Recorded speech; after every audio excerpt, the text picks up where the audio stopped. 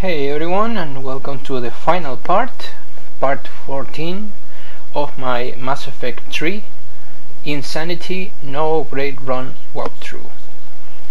We are on the Cerberus headquarters. This is for me the final mission, and it's going to be split into parts, guys. Why is that?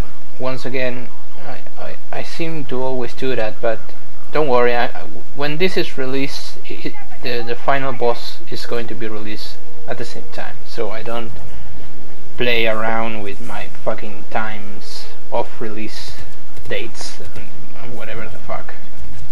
Besides, I'm not a big channel to play around with that, so why would I want that? I will never do that anyway. So yeah, I just split it because this video is 22 minutes, because the Cerberus headquarters is a really difficult level. I really think that the previous video was a lot more difficult than this one, but this one is really up there. So this is the final part. As I said, there is still one mission, Earth. Now I will say it again. If someone wants me to do the final mission, if someone wants me to do Earth, one of my subscribers I mean, I will do it. I am deep into the Lady and Trish S rank Dante must die walkthrough. It's going to be a walkthrough because I'm going to teach you how to play with Lady and Trish, how to get an S rank in every mission, how to S rank the bosses, and how to finish all missions with an S rank. And all of what I mentioned is going to give you trophies or achievements. So if you are into that, I guess you could call it a guide also, because defeating every boss with an S rank is going to give you a separate trophy. Defeating Dante must die difficulty is going to give you a trophy, and defeating all the levels with an S rank is going to give you a trophy. So it's 3 trophies, and I'm not sure if... No, it's more than 3 trophies, excuse me. Each boss of the game, if you defeat him with an S rank, is going to give you a separate trophy. No, so it's really a lot more trophies. It's a whole bunch of trophies, so I'm not going to explain it now. I will explain it better in the first mission, or rather the second one, because the first is really short. Now, the Kylan boss fight is going to be in the second video, because I just wanted to talk about other things in this video and just leave the explanation of the boss fight for the second one. It's just going to be the boss fight. I was kind of exaggerating in the last video, or let's just say probably misrepresenting my own words, what I truly wanted to say when I said that we can get something new. And I think if you, I hope it doesn't give you that idea, but if you listen to it, it's going to kind of say to you that I want something new with every fucking game released, and that's not at all what I want. I mean, I know that everything that releases kinda stands, it has to stand on something. It cannot be super original. It has to stand on something that's already been done, and that's totally fine. What I was kind of trying to say is that you can have a base and just improve on the base, or you can just have the base for the base. You know what I mean? You can just have the nostalgia and use the 100% of nostalgia, or you can have the nostalgia but create something new. That's what I was trying to say. So we're going to be fighting mainly Cerberus forces in this video. We're going to have phantoms, we're going to have nemesis, we're going to have engineers, all type of Cerberus, Atlas, a lot of Atlas, because we are on the headquarters of their forces. So they're going to throw at anything that they have on us, and lastly they're going to throw the fucking Kylan boss fight. Now I have to say, guys, leng is not at all difficult if you're playing on Insanity and upgrading stuff, or if you're playing on any other difficulty. It's really not difficult. In fact, it's a fucking horrible boss. I mean, it's a minion boss. The boss doesn't do anything. It's just minions, and I fucking hate it. I fucking hate that kind of bosses, and I have to tolerate it because this is the high point of the walkthrough. This is the most difficult. Surprisingly for me, this is the most difficult part of the walkthrough. I mean, both these last two missions and the boss especially. leng on an upgrade character with no upgrade squad mates and just 500 HP and 500 shields, which is really low. It's just hellish. It's just really difficult, and it was kind of it was kind of surprising, to be honest. I knew there were phantoms on that mission. I knew it could be difficult, but I didn't know I would have to take like 2 or 3 hours, which that's what it took to defeat it. And so many of it is luck, as I explained before. So many of it is blind fucking luck that you have to get, just random number RNG, right? You have to get good RNG, and at the same time you have to have a solid strategy of what you're going to prioritize in killing, how you're going to move, where you're going to move, and where you're going to concentrate biotic powers from your squad mates and maybe yours. So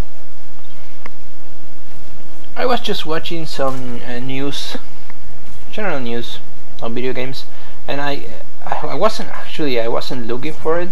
I just stumbled upon it, and I saw the Gamescom trailer of Mass Effect Andromeda, and I just remember that there's a fucking new Mass Effect coming out, and I have to be honest, guys, I just did this game because it was interesting for me, because I didn't know if this was a thing. I mean, there is no run like this in the internet, and I had to know if this was doable, and it turns out it is doable. It is difficult, but it's not really difficult like other games, like Dante Must Die on DMC4 or DMC3. Well, let's just not get into DMC3 and how hellish Dante Must Die is, but yeah, it's difficult anyways. So Mass Effect Andromeda, I guess Mass Effect Andromeda is looking rather nice. I mean, luckily it's kind of like a Dragon Age Inquisition kind of game. I think they're going to redo the story. They're going to begin again. They're setting it. If I'm not mistaken, they're setting it 400 years in the future after this last event on the story. After we defeated the Reapers, I guess. And they're not only setting it far into the future, 400 years, but they're setting it on the Andromeda galaxy. There's not the Milky Way, of course. It's another whole galaxy. So I'm thinking they're going to do either two things. They're going to begin a new story with a new villain or villains. They're probably going to begin another trilogy. I don't think this is going to be the first and only game. Or they are going to continue the Reaper kind of story, because they kinda in this game hint at a cycle that just begins and ends always in a set amount of years, and that is the cycle of life and death by the Reapers. And where life begins is usually where it always begins, and what happens on the current destiny, let's just say, of a galaxy life is usually the same. It's always the same cycle. So it's kind of hinted at higher intelligence that's manipulating life itself. So if that's the story for Mass Effect Andromeda, finding out who or what that manipulating force is, that could be good as well. It could be nice. We're also going to have a new main character that probably is going to be kind of like choose your own character. Like you're going to be able to choose, like an RPG, whatever character you want and name it yourself. And I think they're even going to allow us to pick the race, which that never happened before. I don't think they're going to make another Shepherd, like a named character, and you can kinda change his looks if you wanted to, but it was nowhere near as Dragon Age Inquisition, just to name one. So it's kinda interesting. Mass Effect Andromeda, I think it's coming out. I don't know if it's coming out the next year. I don't think it's coming out next year because we haven't seen gameplay yet. So I really think it's going to come out on 2017. Yeah. Jesus, this... Talk about the development cycle, right? 4 fucking years. 4 fucking years for a new game, for a sequel. Or 2 years maybe. Dark Souls 3 is coming out next year, and it has been only 2 years from Dark Souls 1, and I think 2 years from Dark Souls. Sorry, 2 years from Dark Souls 2, and I think 2 or 3 years from Dark Souls 1. So 2 years is not actually bad for a development cycle, if the game doesn't end up being shitty. But 4 or 5 fucking years, or where is the next God of War? When is going to release? I mean, I was talking about this with Big Benedict and some friends, and when is going to come out? I mean, 2018, 2019. Jesus Christ! That's why I was so negative on the Final Fantasy never releasing in the last video. This is just fucking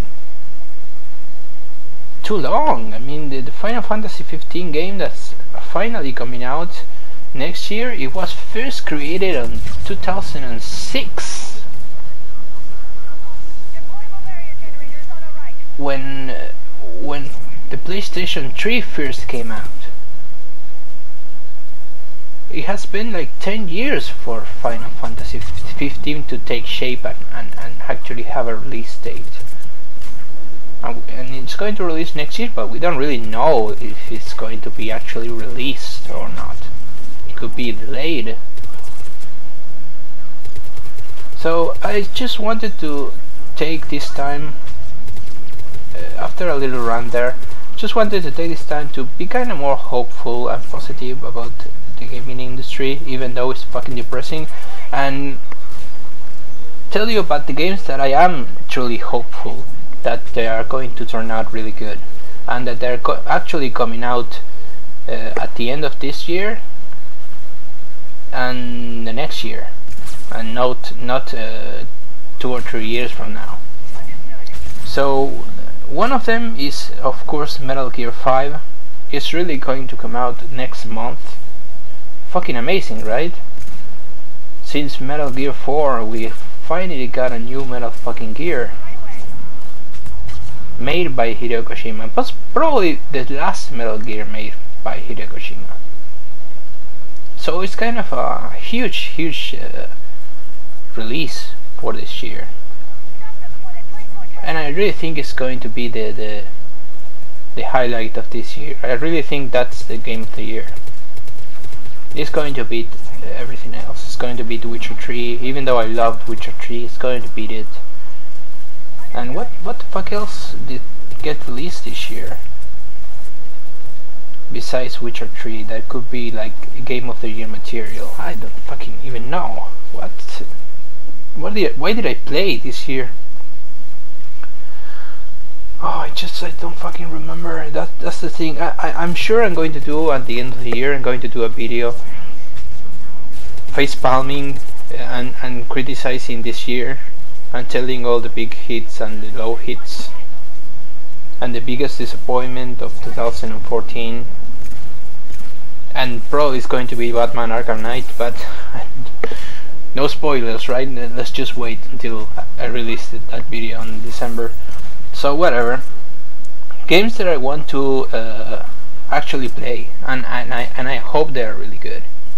So I have Scalebound on my list. Scalebound is made by Platinum Games. It's just a stamp of quality for me.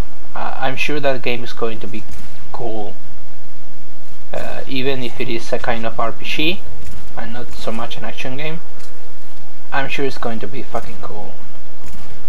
So Scalebound, Hellblade, the next game from Ninja Theory. Instead of making a new Devil May Cry, a new really fucking cool Devil May Cry, they are doing Hellblade, and I hope this fucking good. I mean, I hope it's fucking great. I hope it has a, because it seems like a weird game, like a psychological action adventure, something like that. But I hope it has a really complex gameplay that we have not seen until now. But I hope it has. I really do. Ninja Theory and Platinum, man, those two companies are at the top of my best games of releasing next year. So I have Horizon, the game from Guerrilla, the creators of Killzone. It looked really interesting. Like it's kind of open world, which I don't really love so much, but it is third person, is action adventure. There are dinosaurs, metal dinosaurs, robotic dinosaurs, and the graphics, man, it looked fucking beautiful. So I just hope it's good. Uncharted 4, of course. Uncharted 4, it's gonna be great. It's going to be, right? Even though I kind of trashed it in the last video, saying it's more of the same. It's more of the same, but it is a fucking great adventure game, and the gameplay is always fun. So Deus Ex Mankind Divided, I really want to play that game. Like, what more can I say? One of my favorite games of all times is the first Deus Ex, and Deus Ex Human Revolution was incredible. I really loved it, and I just want to play Deus Ex Mankind Divided. What can I say? It's one of my very top games that I want to play. Final Fantasy 15, even though I kinda said bad things about it in this very same video, I really want to play it. I really want to see what 10 years of development do to a game. If they fucking destroy it, like Duke Nukem Forever, it took fucking forever to make, or they actually created a good game. The other day they said that the villain of Final Fantasy 15 was the best villain that they ever made, and I guess that's including Cerberus. So I don't know, that's just words, right? But I don't know, I really want to see. I played the demo, I liked the demo, though I have some issues with the gameplay, but I'm positive about it. I wanted to be the next great Final Fantasy. I wanted to get back to the roots of exploring and doing side quests and stuff, and to have a great story, hopefully. So Doom, I know I'm not a really big fan of first-person shooters, at least not on consoles. I'm going to probably play it on PC, but yeah, what can I say? It's Doom. I just loved Doom when I was growing up. I played it on PC, played Doom 2 Hell on Earth, I played Doom 3, I played Final Doom, I played even Doom 64 for the Nintendo 64. Jesus Christ, I played all the Dooms, I think. Dishonored 2, again, I love Dishonored 1, so what can I say? And I saw some gameplay of Dishonored 2, it was fucking amazing. Looked really, really great. And I think that's I think I'm not forgetting anything. I mean, the new Tomb Raider, I would like to play it, but I'm not going to, because I'm not going to buy an Xbox One. And the new Gears of Wars could be interesting, but again, I don't see myself. I mean, fuck them, right? What they did, that time exclusive, and now they are scared, kind of saying, we know that we fucked up with our fans, but we didn't have the money to make it, so Microsoft gave us the money to make it. The same story with Street Fighter 5, right? I don't fucking care about Street Fighter 5, but I really liked the Tomb Raider one. Not one, just Tomb Raider, the last one. And I wanted to play this one, but now they're going to release it on the Xbox One, and they're going to make me wait 1 fucking year to play it. No, now I'm not going to buy it. Sorry, guys, but you have one less customer here. I don't like that fucking thing. Oh, and I forget Mirror's Edge Catalyst. I really liked Mirror's Edge. I think it's a different game. It's a first person, but it's not action. It's not shooting. It's platforming, and it's really different. If you haven't played it, go and play it. And I just hope that this second one is really good, as the first one was. And I think that's everything, guys. We're almost done with this. So I will see you, I guess, in the next project. I was going to say we'll see you in the next episode, but there's not going to be a next episode. It's just a boss fight. So I will see you in the next project. Probably Dante, Mastai, Lady, and Trish.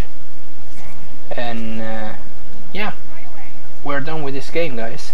Thanks a lot for watching, and as always, take care.